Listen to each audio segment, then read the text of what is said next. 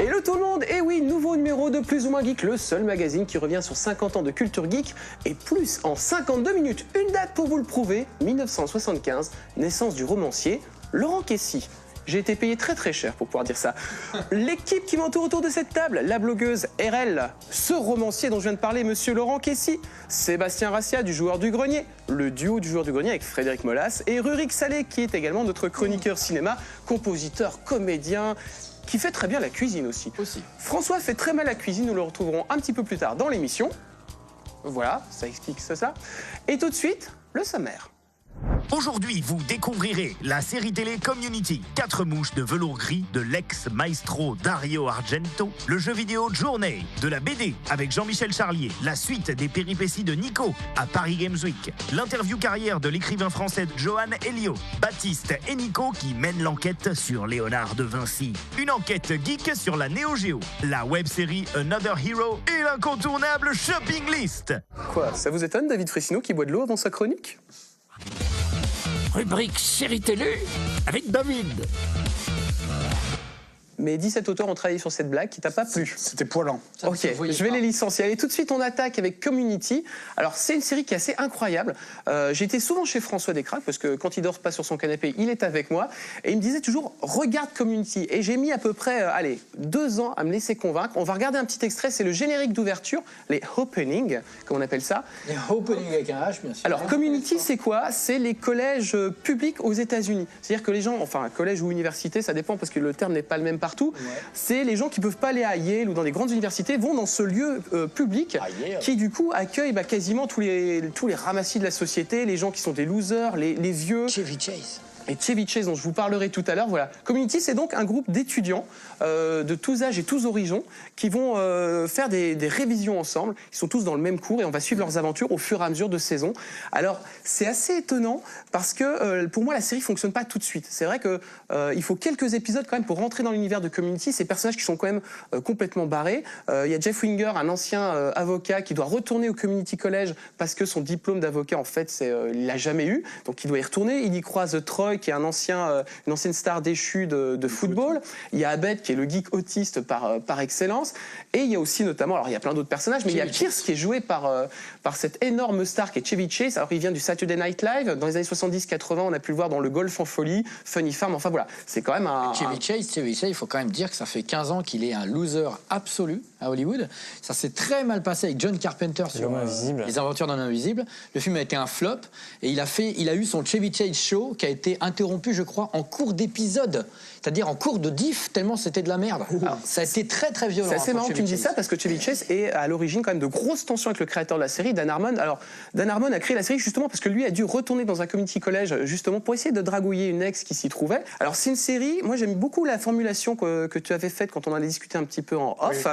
C'est-à-dire c'est une série qui ne se prétend pas geek, mais qui l'est fondamentalement un peu à l'inverse de Big Bang Theory. C'est ça, Big Bang Theory, c'est une série qui se prétend geek mais qui ne l'est pas par contre. Voilà, il y a pour moi un épisode qui est vraiment hyper révélateur, fin de saison 1. Il y a un épisode où ils s'affrontent au paintball. C'est-à-dire que le proviseur, sur une sorte de délire, le proviseur est complètement fou. À chaque épisode, il arrive, il est travesti. Alors des fois, tu le vois arriver en village. Il est hyper ambigu niveau sexualité. Il a fait un truc génial aux Oscars, j'en parlerai après. Et d'ailleurs, il a gagné un Oscar. Ça, j'en parlerai. Voilà. Qui est ce mec? C'est un comédien qui a gagné l'Oscar du meilleur scénar aux derniers Oscars et il s'est foutu de la gueule d'Angelina Jolie qui posait avec sa robe comme ça un peu ouverte. Il est arrivé quand pour recevoir son Oscar, il s'est mis dans la même position et tout le monde était pété de rire. Ouais. Et je parlais de ce dernier épisode de la saison 1 qui est absolument génial, où tu as donc le proviseur qui dit voilà, on va faire un concours de paintball et celui qui gagne, il a le droit de choisir tous ses cours l'année prochaine. Et tu te retrouves plongé quelques heures après, c'est le début de l'épisode, c'est un bordel, tu as toute l'université qui est couverte de peinture. Cet épisode, il est blindé de références. Il est énorme et c'est filmé comme du John Woo, tu vois, sauf que les mecs ont des trucs pour tirer du paintball. Il y a Kenji Young dans la série, à un moment qui arrive comme ça, un peu à la The Killer avec sa grosse mitraillette. Ah ouais, alors c'est le comédien qui joue Senior Chang, c'est un prof d'espagnol, mais il est asiatique. Ouais. Et on se rend compte qu'il a jamais non plus L'épisode du jeu de rôle, on se dit, bon, ils sont autour de la table, ils jouent au jeu de rôle, on se dit, à un moment, on va les voir déguisés, mais le truc mis en scène, quoi. Eh ben non, tout l'épisode, il se passe juste, on les voit parler autour de la table. Et j'ai trouvé ça, c'est encore plus fort que... Tous les épisodes sont pas de ce niveau-là. Et on parlait de Chevy Chase tout à l'heure. Alors lui a foutu un bordel, mais incroyable. Et dans la saison 2, le personnage de Chevy Chase devient extrêmement raciste. C'est presque le méchant de la saison 2. Et Chevy Chase a dit, non, moi je veux pas être le méchant. Arrêtez de me donner des trucs racistes à dire. Et à la fin de la saison 3, Chevy Chase dit, écoutez, c'est simple, c'est Dan Harmon ou moi. Et Dan Harmon a été viré du show. Alors tous les épisodes de Community sont pas tous d'excellente qualité. Moi, il y a un épisode en stop motion qui m'a pas... Ah, il est hyper bien. Ce qui est très bien quand même, c'est qu'il n'y a pas que du gars, il y a aussi de l'émotion en fait dans Community. Ouais. Et il y a un jeu vidéo aussi. T'attaches au personnage. Oui, l'épisode jeu vidéo est fantastique, franchement. Moi, je tombais que sur des épisodes nuls en fait. J'ai pas eu de bol. Là où ils font les poulets comme ça, j'ai vu. Alors pour finir, Troy et Abed, donc notre duo geek de la série, a un petit signe particulier. Ils ont un salut à eux. Telle une émission de faits divers, nous allons reconstituer en direct le bonjour culte d'Abed et Troy. Messieurs, s'il vous plaît. Si ça vous donne pas envie de regarder Community, alors là, je débarque chez vous, je mets des baffes à tout le monde. Attention. Troy and Abed in the morning. Et tout de suite, Nico, Paris Games Week, épisode 2. Plongé au cœur d'un grand événement. Voici l'Inside. Nous sommes à la Paris Games Week, le plus grand salon de jeux vidéo de France. Pour les éditeurs majeurs, il faut être présent pour montrer ces jeux aux joueurs, se confronter au public et pour probablement aussi les séduire un peu. Et qui s'y colle chez nous, c'est Nico.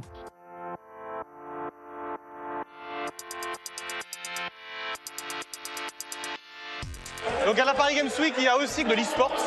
Qu'est-ce que l'e-sport? L'e-sport, en gros, ce sont des jeux de fighting, de course, comme les Soul Calibur, les Street Fighter, les Need for Speed, les Gran Turismo, les Mario Kart. Tous ces jeux-là ont des tournois officiels, des compétitions. Il y en a 3 grandes, aux États-Unis, au Japon et en France. Et là, comme vous le voyez, vous avez un ring. Ce ring, il a servi pendant la Paris Games Week à des jeux comme Soul Calibur, où il y avait des rencontres de vrais professionnels contre des amateurs aussi. C'est aussi ça que jeux vidéo, c'est pouvoir faire jouer les hardcore gamers, les casual gamers. Il en faut pour tout le monde. On aime l'e-sport. Est-ce que l'e-sport, un jour, pourra arriver aux Jeux Olympiques? Moi, je suis pour. Et je vote pour. S'y est également déroulée la finale de l'ESWC, la Coupe du Monde des jeux vidéo. Voilà, pour les 25 ans de la saga Street Fighter, une saga mythique pour tout le monde, on l'a tous connue. Comme vous pouvez le voir, ils sont en train d'en découdre à mort. Dans l'e-sport, dans les fighting games, on a aussi des commentateurs. Comme vous le voyez là-bas, il y en a un qui est en train de commenter en direct, un petit peu comme les matchs de football. On peut voir ici sur la droite un personnage comme Ken qui s'affronte avec un Rolento. Et regardez la masse, le monde qu'il y a autour, vous voyez le monde que ça génère. Donc là, de façon plus concrète, nous nous trouvons sur la grande salle, la grande scène de l'e-sport.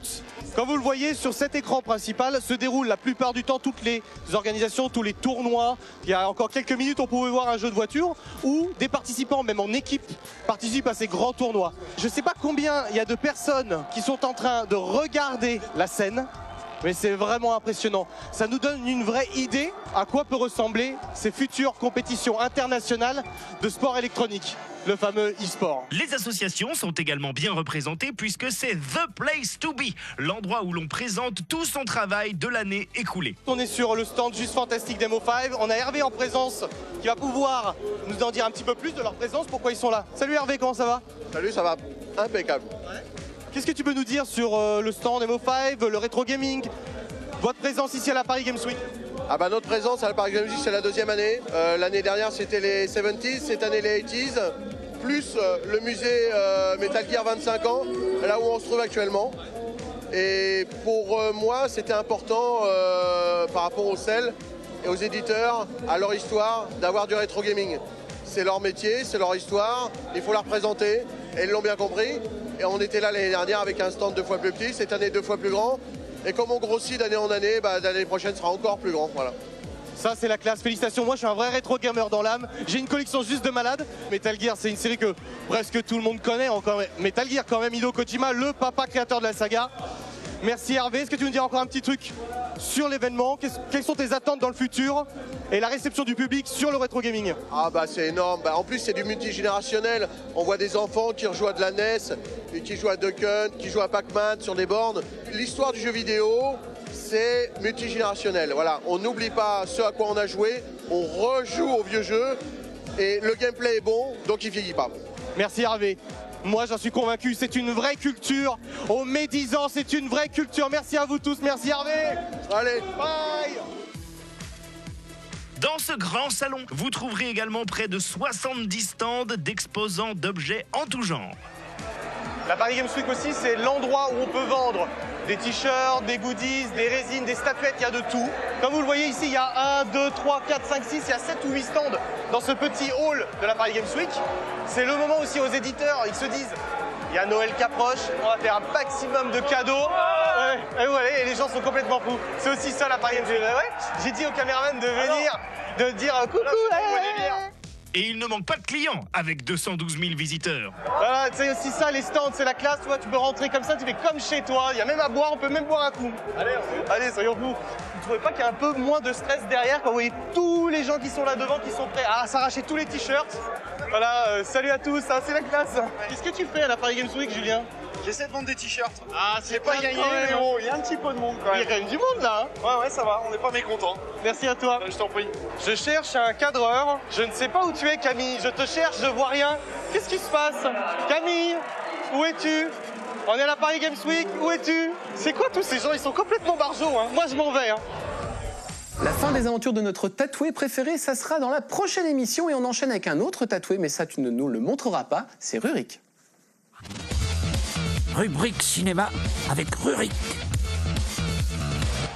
Ben voilà, c'est ma rubrique que j'aime beaucoup. Je vais vous parler de Quattro mosche di velluto grigio. Oh, qu'est-ce que c'est que ce film? Ne partez pas, c'est un vrai film. Quelques petites images pour appuyer mes propos d'une botte en cuir forcément. Oh, Michael Brandon qui jouait dans Mission Casse-Cou.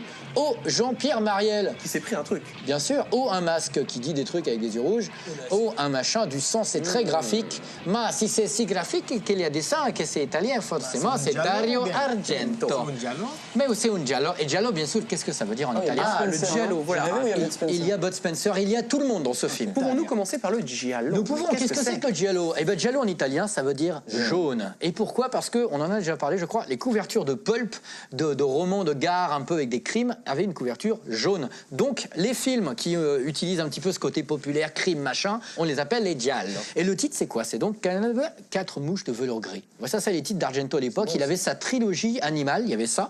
Il y avait l'oiseau au plumage de cristal et le chat à 9 queues. C'est quand même incroyable. Intriguant. C'est quand même les meilleurs titres, quoi. Et c'est un truc de malade. Le renard à 9 queues au Japon. Et ils sont plein de trucs comme ça en Italie. Hein. Des fois, c'est même, t'as l'impression que le mec dit « Ah, ce titre est formidable, faut faire un film. » Voilà. Sauf que là, c'est vraiment l'un de mes Argento préférés. C'est un des grands maîtres du fantastique, surtout, et aussi du giallo en Italie. Oui, il fut un temps, tu fais bien de le préciser.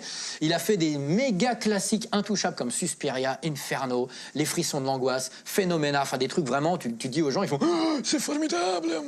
4 mouches de velours gris, c'est l'un des moins connus qu'il ait fait. Et effectivement, il y a un casting de ouf. Jean-Pierre Mariel, Michael Brandon qui jouait donc dans la série Mission Casse-Cou, c'est un anglais. Il y a Bud Spencer qui joue Dieu, un mec qui s'appelle Dieu.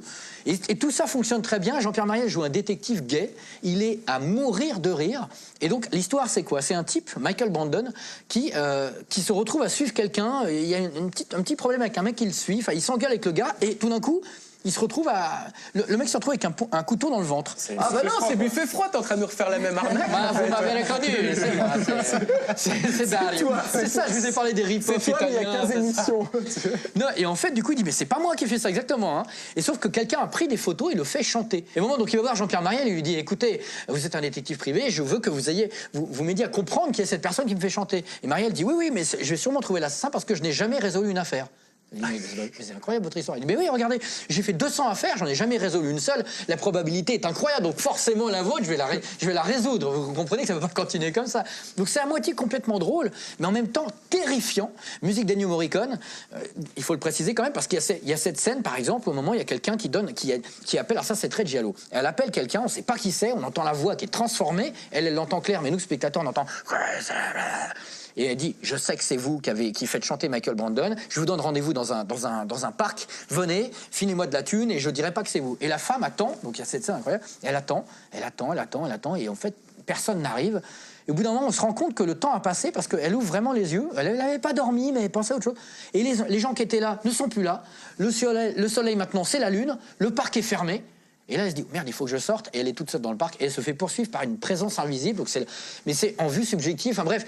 Oui, parce que le giallo, il y a des codes. Il y a l'arme blanche. Il y a souvent, c'est des meurtres avec des strangulations. Enfin, le fil, les vêtements. Il y a des gants de cuir. Tout ça, c'est respecté. Les couleurs qui sont très présentes aussi. Les couleurs, c'est incroyable. Enfin, vous voyez déjà la bande-annonce qui est vraiment tournée pour le film. Tout le sang de ces espèces de travaux. C'est très difficile de résumer ce film. Mais c'est une plongée dans un thriller vraiment complètement machiavélique. Je vous dis pas qui est l'assassin, mais c'est complètement fou. Et le titre surtout, 4 mouches de velours gris. Pourquoi? Je vous en dis pas trop. Ça, je me suis toujours posé la question, parce qu'il c'était ces 3 titres de la trilogie animalière. Je peux pas vraiment résoudre, parce qu'on ne sait qu'à la fin, si ce n'est que c'est un rapport direct avec une invention qui apparemment existait vraiment, une théorie en tout cas, qui existait, je crois, au siècle dernier, comme quoi la dernière image vue par un mort restait imprimée sur sa rétine. Et donc, ils chopent un moment un cadavre, et ils arrivent à voir la dernière image qu'il y a sur ses yeux, et c'est 4 mouches. Et ils comprennent pas pourquoi. C'est tout à fait du Argento, tout craché, ça. C'est tout d'image et tout exactement. ça. Et parce que Argento, c'est tout le temps, le truc, le mec, c'est j'ai vu quelque chose, je ne sais plus ce que j'ai vu, mais je sais que dans mon souvenir, j'ai la résolution de l'énigme. Regardez-le, c'est complètement fou. Voilà, et je trouve que tu as rendu bien hommage, donc on va pas parler du reste de sa filmographie. On va retrouver un Français, il a une carrière, on a fait une interview, c'est une interview carrière. Ne bougez pas, c'est le moment de l'interview carrière. Il est comme ça, notre Laurent. Il connaît tous les meilleurs auteurs du moment. Rencontre avec Johan Elio en pleine quarantaine. Pas de crise, mais de nombreux ouvrages qui font de lui l'un des auteurs de SF et de steampunk les plus appréciés en France. Le steampunk, pour ceux qui n'auraient pas suivi toute notre émission, c'est ce qu'on pourrait qualifier de rétro-futuriste, de Jules Verne dans le futur, si vous préférez. Comment as-tu débuté, Johan ? Depuis le début des années 90, et pendant à peu près une dizaine d'années, j'ai écrit pas mal de nouvelles. Moi, je me suis fait un petit peu la main sur du texte court, ce qui m'a fait très très modestement connaître dans le tout petit milieu des fans de science-fiction en France. Et en 1999 exactement, il y a les gens de chez Mnemos de l'époque, Célia Chazelle en l'occurrence, elle m'a demandé si j'étais partant pour faire un roman. Ce que j'avais pas du tout prévu, puisque moi j'étais encore vraiment dans la forme courte, et puis ça me paraissait un truc plus ou moins inabordable, enfin peut-être trop d'investissement et de travail de me lancer sur le roman, mais j'ai voulu saisir la chance.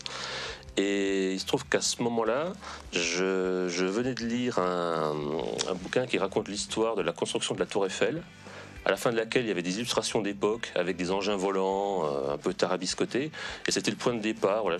Tu n'as pas trop été catalogué dans le steampunk ? Je savais pas que je faisais du steampunk, je connaissais pas le mot à cette époque-là, et puis la plupart des spécialistes du genre qui l'ont lu m'ont dit « Ah oui, ça c'est du steampunk, ça se rattache à tel ou tel autre bouquin ».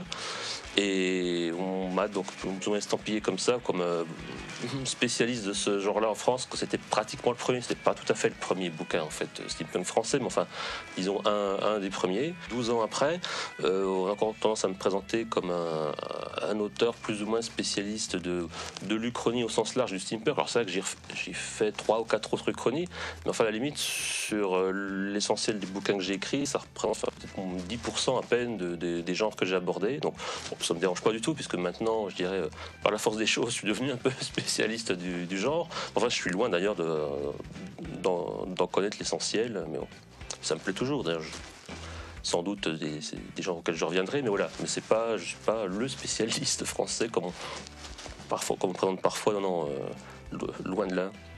Johan œuvre aussi dans le polar. Combien en as-tu écrit ? Il y avait un bouquin un peu bizarre chez Lune d'encre qui rassemblait 2 courts romans et une nouvelle. Et un de ces courts romans, effectivement, même s'il était petit peu fantastique sur la marge, mais enfin était dans le polar. Quelques années après, j'ai fait un pur polar sans aucun élément de fantastique ou de science-fiction, dans une petite collection du Rocher qui s'appelait Le Rouge et le Noir. Elle n'existe plus.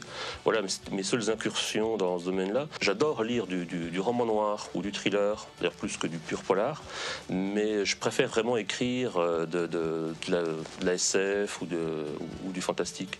Je me sens trop cadré par la réalité, sinon dans le pur polar. Pour moi, ça vaudrait le coup d'écrire un polar, au sens large aujourd'hui, si vraiment c'est quelque chose d'un peu différent de tout ce qui se pratique, ou des trucs plutôt à la limite à la Joe Lansdale, voilà, des trucs qui flirtent avec les univers fantastiques.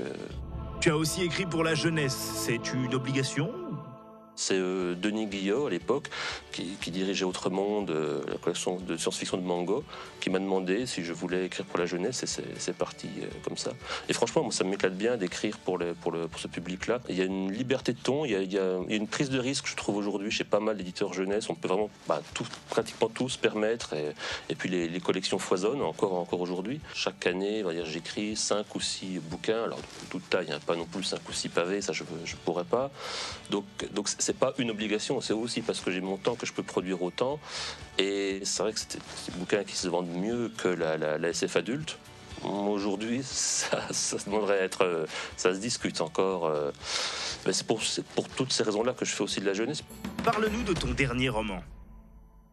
Là, c'est un petit peu une exception, puisque c'est vraiment un pur roman d'aventure historique dans le cadre des pirates et des flibustiers, donc des pirates des Caraïbes, et dans un vrai cadre historique, Saint-Domingue, Haïti, Toussaint l'Ouverture, les frères Lafitte, les fameux corsaires français, etc. Donc voilà, ça s'appelle Flibustière, c'est paru chez La Talente, effectivement. Est-ce que tu peux nous donner ton sentiment sur les baisses de vente dans l'édition ? C'est vrai que depuis 2 ans, 3 ans, là, et dans tous les secteurs, y compris en jeunesse, qui pourtant se démarquait, on assiste à un tassement. Alors, il y a toujours des exceptions, ça reste, et puis il y a toujours ce fameux paradoxe que moins les livres se vendent, plus on va produire de livres, cette fameuse fuite en avant des éditeurs. En jeunesse, il n'y a jamais eu autant de collections. Donc... D'un autre côté, ça fait presque même depuis les années 90 que j'entends certains éditeurs tenir le même discours et se plaindre que le marché du livre va mal. Alors, oui, si on regarde les chiffres dans leur globalité, le marché du livre en France, il ne se porte pas si mal que ça. Après, si on regarde par secteur, effectivement, la science-fiction, certes, elle ne se porte pas au mieux, c'est le moins qu'on puisse dire. Bon, après, on va rentrer dans le fameux débat à la fantasy contre la SF, etc. Je pense que c'est même plus compliqué que ça. Mais il y a toujours moyen de proposer des idées, des manuscrits. Et les éditeurs sont là, les collections sont là, et il se publie toujours beaucoup de livres. Ça change pas, donc... Donc, il vous faut découvrir les œuvres de cet ex-professeur d'histoire de lettres. Ah, si j'avais eu un prof comme ça, je pense que j'aurais mieux bossé et je n'aurais pas fini à la télé, moi. Et Johan Elio qui vit tout près d'ici, de l'endroit où on enregistre. Donc on est allé filmer chez lui et voilà, j'adore ses bouquins. Y a-t-il un pont entre Elio et Charlier qui est ta chronique à venir ? A priori aucun, non. D'accord, alors tout de suite on va voir comment Laurent va se débrouiller. Rubrique BD et romans avec Laurent. Tu as dit Charlier, mais ma chronique, elle n'est pas que sur Jean-Michel Charlier, ce scénariste extraordinaire. Elle est aussi sur ses personnages et le dessinateur qui a dessiné la série dont je vais vous parler, qui s'appelle Albert Uderzo. Albert Uderzo, il a dessiné quoi ? Luc et Luc. Un petit Gaulois. Voilà. Ce qui est très drôle, c'est que dans la ville de naissance d'Uderzo, tu as un rond-point avec le fameux chaudron et un menhir, ouais. Et donc, il a dessiné aussi la série dont on va voir des images de la série télé adaptée. Voilà. Ah, il y a des avions. Il y a encore 2 avions. Ça parle, hein, par contre. Vote aux Français jusqu'à la base de Reims et de Tanguy et la verdure. Et la On parle bien de la série. La musique, écoutez bien. C'est bien choisi aussi. Spécial dédicace à Rurik. Ah, c'est Johnny. c'est Johnny. Tu vas recréer un monstre, attention, parce que là, t'es parti. Bon, là, on voit des avions. C'est ça, les Chevaliers du Ciel, c'est des avions, des pilotes de chasse. Il y a eu un film de Luc Besson qui a adapté ça récemment avec Cornillac et... Mais pas bon. Et voilà. Et ils ont changé les noms, d'ailleurs. Non, c'est Magimel ou pas? Ouais, C'est Magimel. C'est Magimel, Cornillac. Cornillac. Il s'appelait plus Tanguy. Eh non. Ah là là là là. Alors la série, la BD, elle s'appelle bien Tanguy et la Verdure et pas les Chevaliers du Ciel. C'est la série télé qui s'appelle Les Chevaliers du Ciel. Créée en 59 pour la revue Pilote, qui est créée aussi en 59. Et pour concurrencer Buck Danny qui est dans Spirou. C'est une série aussi scénarisée par Charlier, mais dessinée par Ubinon, qui parle aussi de pilotes de chasse, mais américains. Ça m'a toujours fait chier, moi, quand j'étais petit, ces séries avec des avions. Ah, mais moi, j'adore ça. Moi, alors, je te fais un petit aveu. Quand j'étais enfant, je voulais être pilote de chasse, voilà. Moi, je le dis, j'adorais ces BD. Et Uderzo, à l'époque, il commence à peine Astérix, donc il est encore pas la grosse star, il dessine plein de trucs, il dessine réaliste, parce que là, les dessins, on en voit quelques-uns, c'est du réalisme, quoi. C'est vraiment presque à l'américaine, c'est du super beau dessin. Les avions sont parfois dessinés par le scénariste Charlier, qui adore un peu la main à la pâte, en fait. Il adore dessiner les avions, en fait. C'est un pilote de ligne. Il a piloté quelques avions pour la Sabena, parce que comme il est belge... Qu'est-ce que c'est que la Sabena? C'est l'équivalent d'Air France belge, voilà. Donc Charlie dessine quelques avions, et donc les Chevaliers du Ciel... Il y a beaucoup du charme aussi qui provient des dessins d'Uderzo. Après, les scénars, c'est quand même des grosses ficelles. C'est un prototype a disparu, alors il faut aller le retrouver. C'est un peu le père du techno-thriller moderne, Charlier, pour ça. Mais quand même, il utilise des grosses cordes. C'est le Tom Clancy de la BD. Ouais, exactement. C'est exactement ça. Mais c'est avant, quoi. Il est toujours au fait des dernières inventions technologiques, quoi. Il y a les mirages et tout ça. Il est toujours... Alors, par exemple, toi qui nous parles souvent des personnages qui vieillissent dans les épisodes, en tout cas dans les albums, est-ce que là, il non, pas du tout. n'y a pas d'évolution, quoi. On est dans la vraie BD, comme Tanguy et la Verdure. Ils sont toujours... c'est hyper bien avec Tanguy et la Verdure. C'est un buddy movie déjà, quoi. C'est le héros, c'est Michel Tanguy, le beau brun, et la Verdure, c'est... Écoute, mec, ouais, voilà. Exactement. Non, mais c'est le personnage comique à côté qui gravite autour, qui arrête pas de faire des gaffes, des bêtises, des quiproquos. Mais par contre, quand il s'agit d'aller sauver son compère, j'ai plus de kérosène, j'arrive. Enfin bon, c'est Tom Gunn. Oui. Mais je suis pris comme un gamin, quoi. Vraiment. On va venir les deux là. Viens me remplir de kérosène. Non, parce que alors, aucune ambiguïté, la Verdure, il arrête pas de draguer des meufs. D'ailleurs, il se fait souvent avoir parce que c'est des nanas envoyées par les ennemis, tu vois, pour le tromper. Enfin bon. Alors, évidemment, si t'aimes pas les avions et Top Gun. Et cette BD, ça risque d'être chiant. Voilà. Mais voilà. Et ton album préféré, peut-être? Moi, j'aime bien les albums du début. Jusqu'au 8e tome, c'est dessiné par Uderzo. Après, c'est JG qui reprend, j'aime un peu moins. Et JG qui a fait quoi d'autre, d'ailleurs? JG qui a fait Jerry Spring. Ouais. Et il y a d'ailleurs une demi-planche du tome 8 au moment où Uderzo est pris par le succès d'Astérix et peut pas trop continuer à dessiner. Son frère l'aide un peu. Et Jean Giraud dessine une demi-planche du tome 8. Voilà. Jean Giraud Bilal, bien sûr. Et donc voilà, et on voit, quand on le sait, on reconnaît que c'est lui. D'accord. Oui, il y a quand même du beau monde là-dedans. Enfin, Uderzo, voilà, un des plus grands dessinateurs français. J'avais envie vraiment qu'on sache qu'il est capable de faire autre chose que de l'humour et Astérix. Et la force de Plus ou moins Geek, c'est d'arriver à faire des liants incroyables, des passerelles énormes, puisqu'on va passer de Uderzo à la Neo Geo. C'est la nouvelle enquête geek de cette émission. Ne zappez pas, on se retrouve juste après. N'allez surtout pas aux toilettes. Voici l'enquête geek. Nostalgique de jeux vidéo anciens, nous vous emmenons à la rencontre d'une console qui a fasciné ceux qui n'ont jamais pu se la payer, la Neo Geo. En 1990, il fallait débourser l'équivalent d'un demi-mois de salaire pour l'acquérir. La Neo Geo, la SNK Neo Geo, est sortie en 1990. Donc c'était finalement la même année que l'année de sortie de la Nintendo, Super Nintendo. On était à l'ère des consoles 16 bits. Et on va dire un petit peu l'âge d'or de la 2D, c'est-à-dire tous les jeux qui étaient plats, plats avec des gros pixels. Et SNK, donc en sortant leur première borne d'arcade de type Neo Geo, se sont dit mais pourquoi on ne prendrait pas la même technique, la même plateforme, on le mettrait dans une carrosserie et on en ferait une console de jeu. Et du coup, quand la Neo Geo est sortie, ça a été une méga claque pour tout le monde parce que voir débarquer comme ça en 1989-90 une machine qui est capable de reproduire les jeux d'arcade à domicile, c'était juste impensable. Et surtout ces jeux de baston, oh là là, comme Art of Fighting, Fatal Fury ou encore The King of Fighters, de la grosse fight qui fait mal au pouce et qui attise votre mauvaise foi.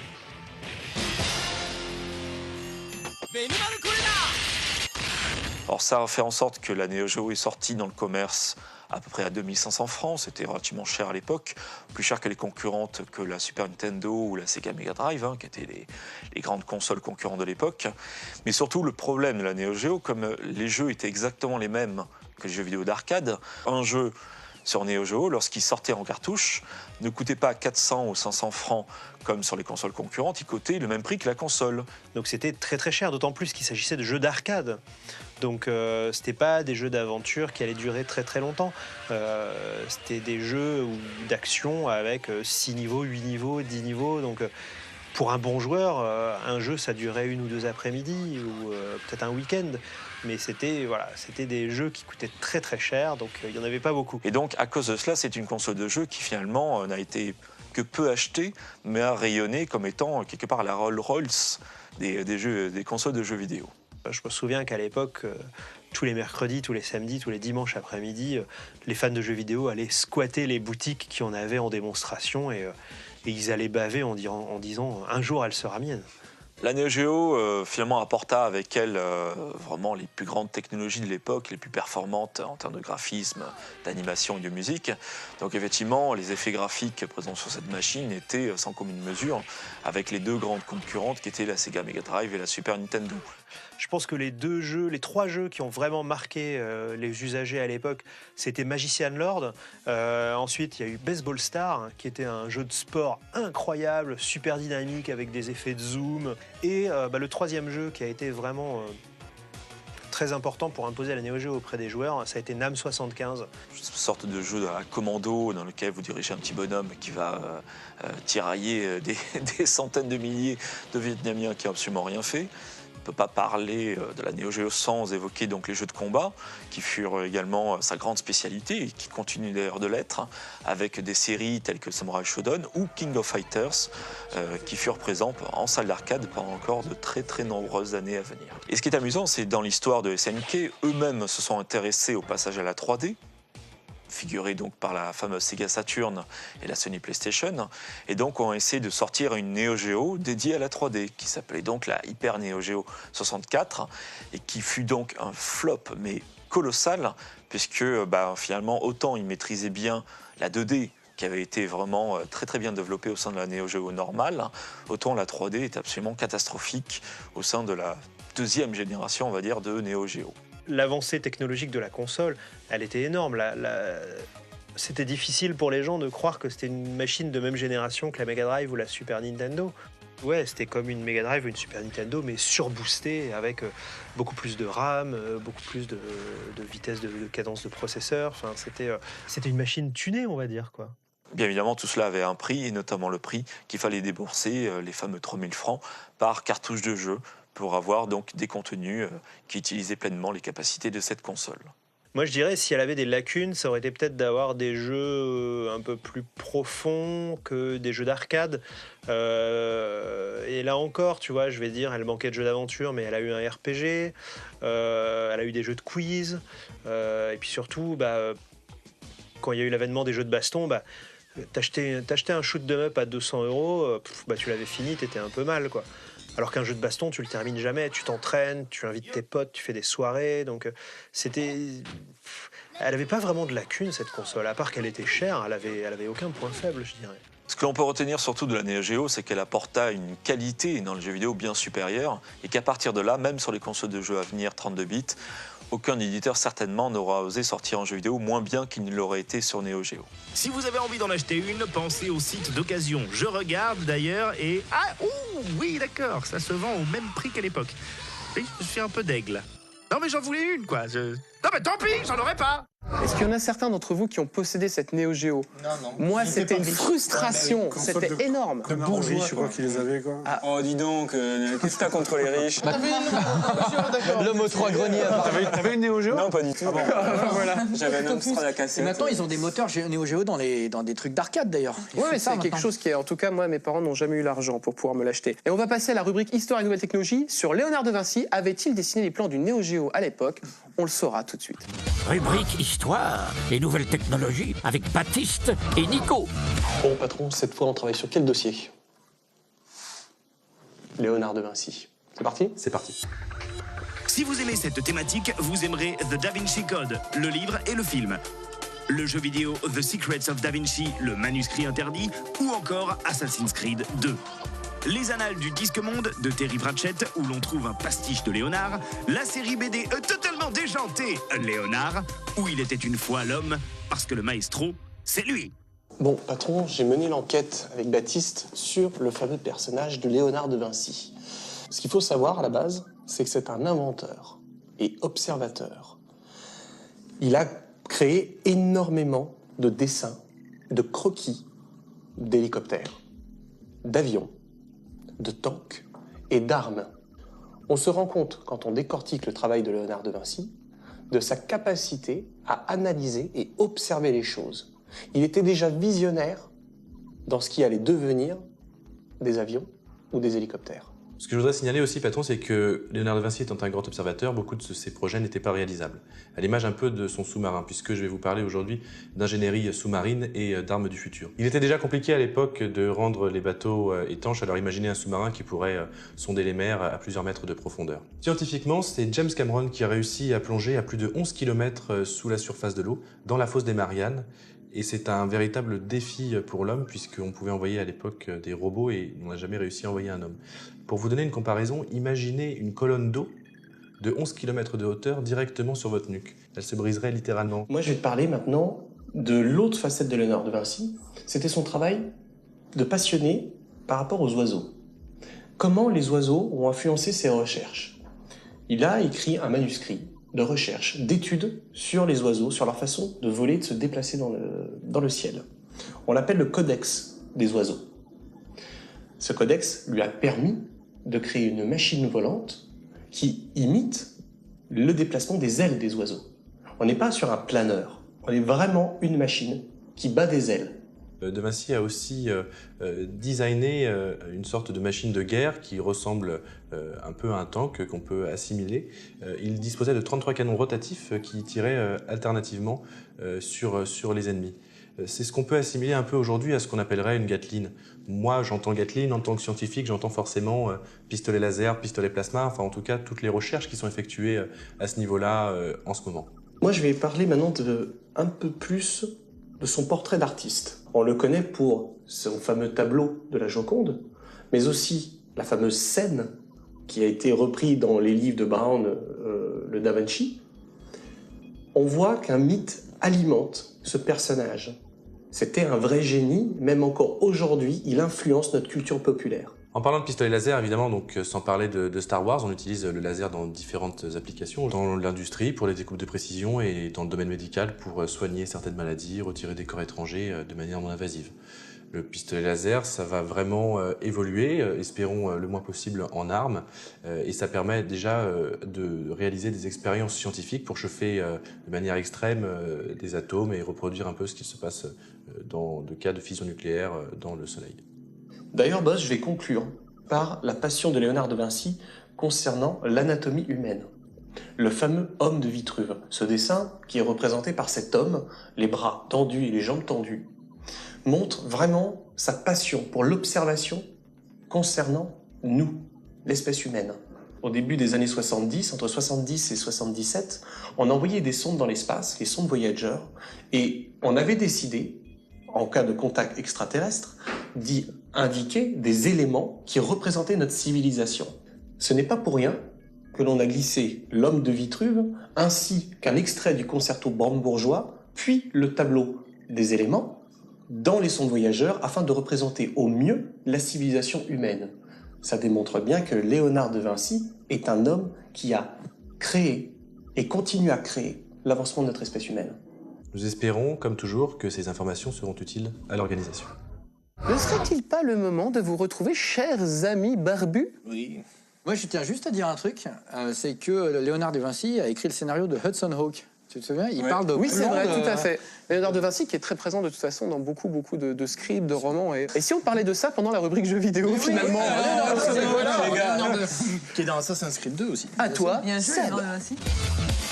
Rubrique jeux vidéo avec Fred et Seb. C'est un jeu qui est sorti sur plateforme téléchargeable, c'est-à-dire le PSN, PlayStation Network. Et voilà, si on peut voir quelques images, parce que ça va être difficile à expliquer, parce que c'est un jeu qui se vit, en fait, qui se joue pas vraiment. Il se joue pas. C'est plus une expérience. Donc contemplez parce que c'est très beau, c'est magnifique. Oui, c'est assez étonnant d'ailleurs. Y a pas de. Ça, c'est les images du jeu, hein. Ça n'est pas une cinématique, c'est les images in-game. Attends, in-game pour faire plaisir. C'est encore un truc indépendant? Merci.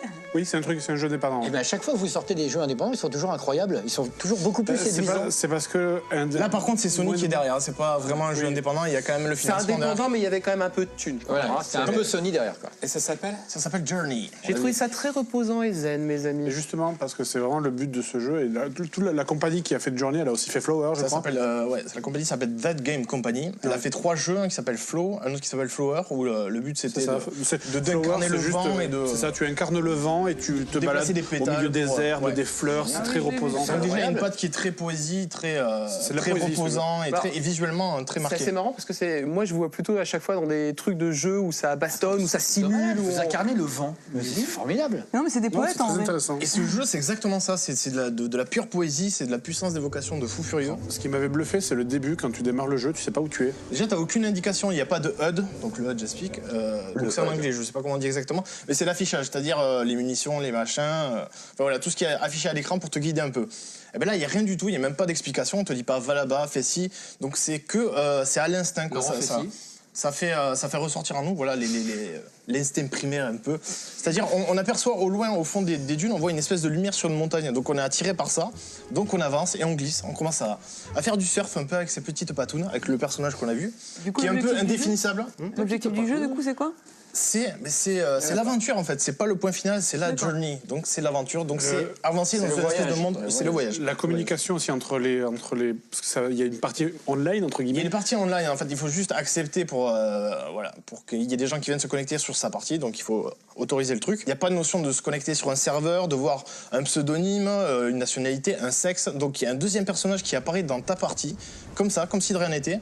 Et c'est le même que le tien, c'est-à-dire il y a vraiment, il n'y a pas de notion, voilà, on est des joueurs différents. Il n'y a pas d'avatar quoi. Il n'y a pas d'avatar, donc c'est le même personnage que toi, donc tu partages une aventure en fait. Et il n'y a aucune notion de coopération, c'est-à-dire tu voles avec lui et tu communiques, parce qu'il y a que, au niveau des commandes, il n'y a que 2 boutons, un bouton saut et un bouton où tu émets un espèce de son quoi. Et plus tu appuies sur le bouton, tu peux t'aimer plusieurs sortes de sons différents. Donc tu communiques avec l'autre joueur qui s'est connecté sur sa partie comme ça. Ton truc quoi. Voilà. Tu dois créer Donc, ton langage en tu ne fait. fais pas de mots, tu n'insultes pas comme sur les parties de Call of Duty, donc voilà, tu n'insultes pas les mamans ni c'est bâtard. Et c'est là où le jeu est magnifique quoi, c'est vraiment c'est assez étonnant. C'est assez étonnant que c'est marché en plus parce que je pense qu'il c'est un peu à contre-courant. Je pense qu'il a assez bien marché. Bon, il a été bien soutenu parce que c'est un jeu produit par Sony. Donc, c'est sorti au mois de mars 2012. Et tu le trouves en boîte, en magasin, avec le premier jeu les 2 premiers, c'est-à-dire le jeu des fleurs, Flower et Flow, et Journey dans une boîte avec 3 jeux. Et c'est magnifique. Pourquoi ça t'intéresse Odyssée de Kino? Parce que t'as un peu cette ambiance-là. Ouais, moi j'adore ça, franchement. Et, parce qu'il y a une scène, j'ai pas trop envie de spoiler, mais c'est tellement magnifique. J'ai failli chialer, quoi. Alors qu'il se passe. Mais chiale, mon pote. Donne-nous de l'émotion. C'est des larmes d'homme, vas-y. Il y a des placements de caméra qui sont fantastiques, c'est-à-dire au moment où on descend, on fait un peu du surf comme ça sur les dunes et on traverse des ruines. On comprend pas le scénario, mais on essaie de suivre une civilisation qui a disparu un peu, parce qu'il y a des flashs comme ça dans les cutscenes où on voit une espèce de grand bonhomme blanc qui nous ressemble en fait. Donc on sait pas si c'est Dieu, si c'est un ancêtre ou quoi, donc on part à la recherche de quelque chose, mais on sait pas ce que c'est quoi. Au moment de cette descente, la caméra se met à tourner et on voit une espèce de soleil couchant dans des ruines et c'est magnifique. On pourrait faire une capture d'écran, enfin c'est le message du jeu, c'est Don't Stop Believing. Exactement, The Journey, exactement. C'est une transition parfaite. C'est vraiment de la poésie vidéoludique. Le seul gain qu'on a dans le jeu, c'est quand on ramasse des espèces de petits tickets qui volent. C'est peut-être des petites créatures, c'est trop difficile à décrire, il faut y jouer. Et ça fait agrandir son écharpe, on a une écharpe, voilà. Donc c'est sa barre de vie. Et c'est le seul truc qu'on perd, c'est la taille de l'écharpe quand on se fait choper par les monstres. Mais on ne meurt pas, quoi. Eh ben écoute, moi c'est qu'une zénitude totale que je vous lance, François, pour le talent web. C'est le moment de découvrir un nouveau talent web. Ouais, ben c'est la vie, hein, mais bon. C'est dur de perdre sa mère. Enfin, sa carte mère. Si, c'est dur, c'est tout aussi dur, je suis désolé, Alors, tout de suite, on va regarder un sujet sur Another Hero, une web-série produite à Montpellier. Focus sur la web-série Another Hero. Alors oui, ils n'ont pas les millions de vues des noobs, des Flanders et autres visiteurs du futur, mais ça monte de plus en plus. Ils sont pleins d'énergie et en plus de cela, ils ont offert à boire et à manger à notre journaliste. Que demande le peuple? Qu'est-ce que c'est Another Hero? C'est 1 200 € de budget, 28 jours de tournage, 50 pots de rillettes, 50 mètres de baguettes, 28 000 vues sur Dailymotion et c'est 14 000 litres de sueur. Quel est le pitch? Another Hero, c'est une web-série qui raconte l'histoire d'un super-héros qui est vraiment un héros mais pas vraiment super. Voilà, donc c'est absolument tout ce que j'aime et tout ce que j'aimais quand j'étais petit dans les dessins animés et dans les films que j'ai voulu mettre à l'intérieur d'une seule et même web-série. Oui, je sais, je n'ai pas de super bagnole, pas de super costume, mais j'ai une mission. C'est celle de combattre les monstres que l'enfer m'envoie sur Terre, et il est hors de question que j'échoue. Comment t'es venue cette idée? L'aventure a commencé en 2003 avec un court-métrage qu'on a fait au lycée avec Romain Nicolas, l'acteur principal et producteur d'Another Hero, qui s'appelle La Bête. C'était un concept complètement nul où, dans un monde post-apocalyptique dirigé par les communistes, 3 jeunes allaient jouer au Monopoly et se faisaient attaquer par une bête dans une cave. Et du coup, j'ai toujours eu l'idée de faire une petite série de cette histoire. Et au final, c'est devenu Another Hero, ce qui n'est pas du tout le même concept, mais on a repris dans l'épisode 3, Evil Dead Trap, exactement le court-métrage, mais avec nos moyens d'aujourd'hui et notre savoir-faire, donc au plan près. Et qui s'occupe de la production? C'est une association qu'on a sur Montpellier qui s'appelle Schools Out, et on faisait des films d'horreur, des films gore depuis 2005, et là on a décidé de passer au comique un peu fantastique. J'avais vraiment envie de m'éclater à un projet comique, en voyant toutes ces putains de web-séries qui sont sur Internet depuis longtemps, comme Flanders, comme Visiteur du Futur. J'ai dit, non, il faut aussi que je participe au mouvement, j'ai des choses à dire. Comment se passe l'écriture? Je base la série plus sur une narration suivie, même si chaque épisode peut se prendre indépendamment. Je veux quand même qu'il y ait tout le temps un suivi et des personnages forts, surtout secondaires. J'ai essayé de...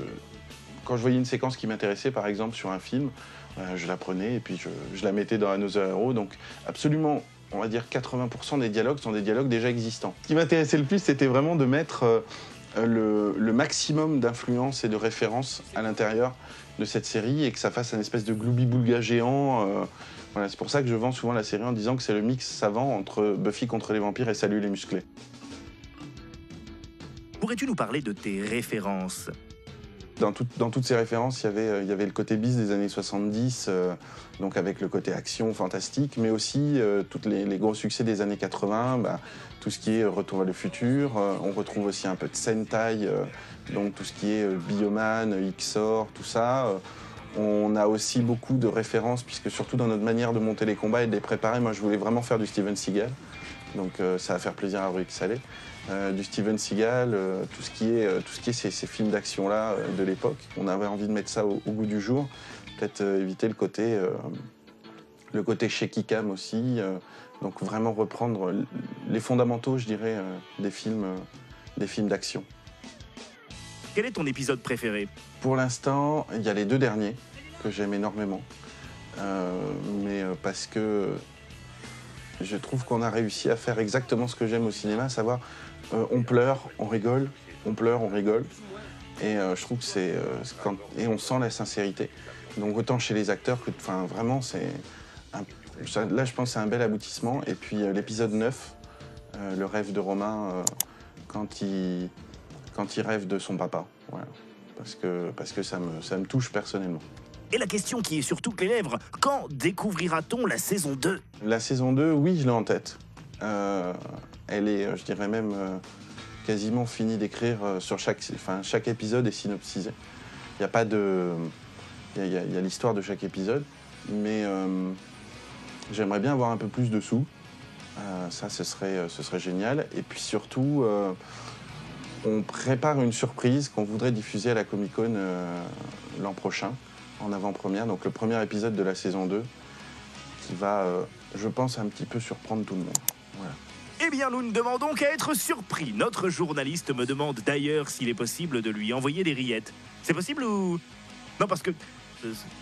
Comme vous voulez.